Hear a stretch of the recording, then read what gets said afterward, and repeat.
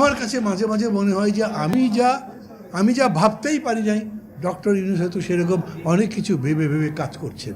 একটা বিরাট বিতর্ক তো চলছে, আওয়ামী লীগ কী করবে, আগামীতে ভোট করতে পারবে? ভাই আমি আমার কথা বলছি, আমি যদি দেখি যে আওয়ামী লীগ আবার মিছিল করছে, আর যেরকম করে বলে না এই কচি কিশোর গ্যাং তারা আমাদেরকে সরিয়েছে, তখন মনে টাঙ্গিয়ে পিটাতে থাকি। এই কিশোর গ্যাং তাদের সরিয়েছে, যদি তাও সত্যি হয় তাদের পক্ষে সম্ভব নয় 15 বছর যে লুটপাট করেছে তার পক্ষে কোনো রকম বক্তব্য হাজির করতে পারবে তারা? আমরা এই মহান লক্ষ্যে লুট করেছি বলবে নাকি? কত টাকা লুট করেছে তার ডকুমেন্ট আছে না? উনি নিজে বলেছেন তার পিওর 400 কোটি টাকা ইনকাম করেছে। জবাব দিতে হবে না তাকে? রাজনীতির মাঠে এলেই হয়ে গেল আর তারা আবার প্রতিষ্ঠিত হয়ে গেল। আমি মনে করি আওয়ামী লীগের আবার ফিরে আসার সম্ভাবনা খুবই কম, হয়তো শূন্য। কিন্তু আমি অ্যাবসলিউট টার্মে কথা বলতে চাই না। পলিটিক্স খারাপ জিনিস, পলিটিক্স শুধু না, মানুষই তো জটিল জিনিস। আমাদের যখন সংলাপ হলো তখন আমাকে জিজ্ঞেস, স্যার একটা কথা বলেন তো, আপনার কি ক্ষমতায় বেশি দিন থাকার ধান্দা টান্দা আছে নাকি? মানে কী বলো? না স্যার, আপনি এত বড় হয়ে গেছেন, আপনার ক্ষমতায় থাকতে হবে কেন?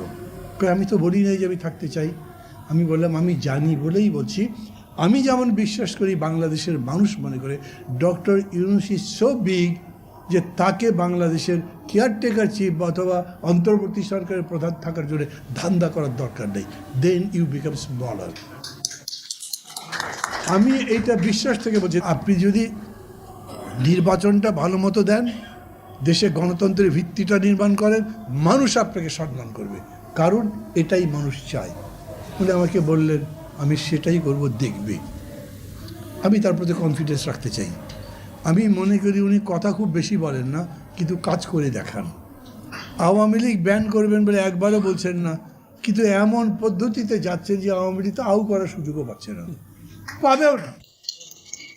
এত অন্যায় আওয়ামী লীগ করেছে, ওই শেখ হাসিনা গিয়ে মোদির কোলে বসে থাকলেও কোনো লাভ হবে না। ধরেন এরপরে যদি আন্তর্জাতিক আদালতে মামলা যায় তাদের বিরুদ্ধে, আন্তর্জাতিক আদালত যদি আমাদের মামলা অ্যাডমিট করে, আন্তর্জাতিক আদালত এই মামলার যারা যারা আসামি তাদের সামন করতে পারবে না। এখন তো বলা হচ্ছে যে আপনার মিয়ানমারের যিনি প্রধান সেনাপতি তাকে ডাকা হবে, তো শেখ হাসিনাকেও ডাকা যাবে। তাহলে উনিও কম লোক মারেন নাই, তাকে জবাব তো দিতে হবে, এবং জবাব দেওয়ার জন্য তখন মোদির সাধ্য নাই। যদি ওইখান থেকে আন্তর্জাতিক আদালত তাকে আসামি হিসেবে ডাকে, মোদি আঙ্গুল চুষতে হবে, কিচ্ছু করতে পারবে না। আমার কাছে মাঝে মাঝে মনে হয় যে আমি যা ভাবতেই পারি নাই, ডক্টর ইউনূস হয়তো সেরকম অনেক কিছু ভেবে ভেবে কাজ করছেন। এই যে ঘটনাটা ঘটলো, চিন্তা করতে পারেন, ইসকন একটা সংগঠন নাকি? এখন ইসকন নিয়েও লেগে গেছে সবাই, আর তারপরে আবার বিরাট একটা বিবৃতি বিএনপিও দিয়েছে, কি না ও ব্যান করা যাবে না। ওটার অনুমোদন আছে নাকি ইসকনের? আমাদের রেজিস্ট্রেশন আছে, ইসকনের আছে, তো ওইটার আবার ব্যান করা কি?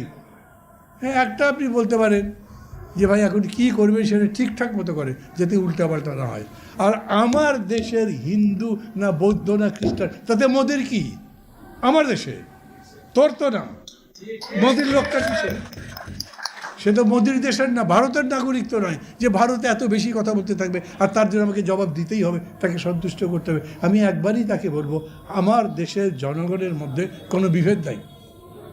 হিন্দু মুসলিম খ্রিস্টান বৌদ্ধ যাই আছে, আমাদের কাছে সবাই সমান, আমরা সবার অধিকার সমানভাবে রক্ষা করব।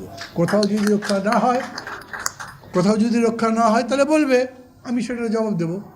কিন্তু তার আগে তুমি বারে বারে যে সমস্ত কথা বলছো, এই কথা বন্ধ করো, না হলে তোমাদের কথার কোনো জবাবও দেব না, আমরা আমাদের মতো করব। আপনি একটা সমাবেশ ডেকেছেন, সেই সমাবেশের মধ্যে একজনকে পিটিয়ে হত্যা করেছেন। বিচার করা ছাড়া যদি যায়, তাহলে এই দেশে কোনো মানুষের জীবনের নিরাপত্তা নেই। আমি তো এখানে ভারত টারত পরে দেখি, আমি বলি আমার নিজের নিরাপত্তা কই? আমি এখন প্রেস ক্লাবের সামনে দিয়ে যাবো, ওইখানে ইসকন বা আর এক কোনো টিসকন একটা সভা করছে, আমাকে দেখেই বার শুরু করে দিল। এইটা হলে এই দেশ থাকবে কীভাবে? অতএব এটা বন্ধ করবার জন্য যা যা করা দরকার সেটা সরকারের করা উচিত, আমরা তার সাথে থাকবো। বাংলাদেশের মানুষের মতো এত ধৈর্য, এত শৌর্য পৃথিবীর কম লোকের আছে। একটা হিন্দুর গায়ে টোকা পড়েছে, আমি 1964 সালের 1 জানুয়ারি ঢাকাতে আসছিলাম, তখন রায়ট চলছে, বিহারিরা ছিল, কিছু হলেই কলকাতায় একটা যদি ছুরি বসায় কেউ মুসলমানের গায়ে, এইখানে 2টা ছুরি 2টা হিন্দুর গায়ে বসানো হতো, চলতোই। কীরকম রাইট আপনারা জানেন না? ওই যে ট্রেন টু পাকিস্তান পড়েছেন আপনারা কেউ? খুশবন্ত সিংয়ের ট্রেন ভর্তি খালি লাশ, ওই বিভৎস দৃশ্য আমরা চাই না তো। আমাদের দেশ শান্তি থাকুক, ওরা যাই করে করুক। তাদের আবার বলি, আগে শেখ হাসিনা তাদের পা ধুয়ে পানি খেত, এখন আমরা তার পায়ের কাছে হাতও নিয়ে যাব না। ও হাত বাড়াবে তো আমি হাত বাড়াবো, হাত না বাড়াবে আমার হাত আমার কাছে থাকবে। I don't care. কেউ যদি মনে করে, মানে বিদ্বেষ ছাড়া ছিল, কিন্তু আমি বলছি কেউ যদি মনে করে যে আমরা ইন্ডিয়ার কাছে বাধা আছে কেবল, সেটা সত্যি তো না। ইন্ডিয়াও আমাদের কাছে বাধা আছে। 7 সিস্টারে রক্ষা করাই তাদের জানের উপর দিয়ে উঠে যাবে। বহু জায়গা আছে যেখানে আমাদেরকে তাদের হিসাব করে চলতে হবে।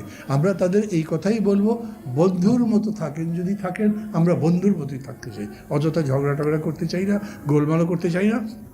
কিন্তু এমন কিছু করবেন না, এমনিতেই শেখ হাসিনাকে জায়গায় দিয়ে একটা অন্যায় করছেন। শেখ হাসিনা তার ওইখানে থেকে রেগুলার ভিডিও ছাড়ে, আপনি বন্ধ করতে পারছেন না। তার মানে থেকে উস্কানি দিচ্ছে, এই কথা সারা দুনিয়ার কেউ তো অস্বীকার করতে পারবে না। আপনি একজন পতিত স্বৈরাচারকে আশ্রয় দিয়েছেন, যিনি সেখান থেকে তার রাজনীতি চর্চা করছে, এইটা কোনো ইন্টারন্যাশনাল ডিপ্লোমেসিতে পড়ে না। অতএব আমরা তার বিরোধিতা করতেই পারি, তবে সবার উপরে আমাদের যে কাজ সেটা হচ্ছে নিজেদের মধ্যে সমস্যার সমাধান করা। আমি মনে করি আমরা সমাধানের দিকে যেতে থাকবো, তারপরে চোখ কান খোলা থাকবেন। কারণ ইস্কন যে কী করে আর মোদি যে কী করে তা তো জানি না। শেখ হাসিনাও বসে আছে, তাদের লোকজনও আছে, মিছিল হলেই সেখানে ছাত্রলীগকে পাওয়া যায়। যে মিছিল হোক ছাত্রলীগ আছেই, মানে ওইখান থেকে ওই যে টিপে দিয়েছে যা সব জায়গায় থাকবি, ওরকম করে ধরে। ওদের প্রতি এই দয়া মায়া দেখানো, ইনক্লুসিভ সোসাইটির নাম করে তাদেরকে ইউ লেট দেম লুজ, একদম ফ্রি ছেড়ে দেন, এইটা হবে না, উচিত হবে না। তাহলে আমরা